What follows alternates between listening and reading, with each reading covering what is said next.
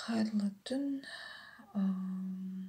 Кеше 25-нен 26-сына қараған түні ай толды. Бұрынғысынша болғанда айгөлек биін билейтін еді ол анау.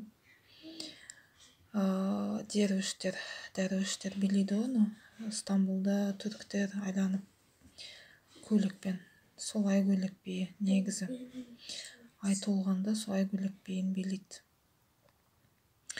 Оның үстіне 26-сынан 8 сәуірге дейін ай тұтылып жатыр.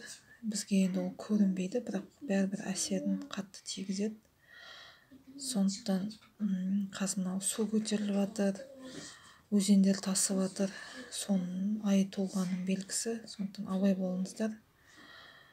Қазір енді пал ашып көрейік, елдің жағдайы, ұлттың тағдыры не болады. Көршілеріміз енді тыныш емес, оның арғы жағында әлі соғыс бітпей жатыр. Қытай жағы әбден жер сілкінді, білгендерін істеп отыр. Ал біздің елдің ішінде не болады? Науқан басталып жатыр, жұмыс істелініп жатыр, енді әйтеуір тіршілігін істеп жатыр ғой енді. Үлкен өзгеріс күтіп тұр, елімізді үлкен өзгеріс күтіп тұр. Және де сүйіншісі бар екен.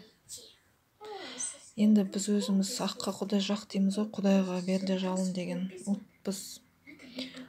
Құдайға қараған ұлтпыз. Сондықтан Тәңіріміз бас иемізге, аруағымызға сыйынып, еліміз тыныш, жұртымыз аман, бала ұрпағымыз аман есен өсіп өну үшін Құдайдан жалынып жалбарынамыз, бәрі оңынан болсын деп. Қорықпаңыздар, уайымдамаңыздар, тек сол жүректеріңізде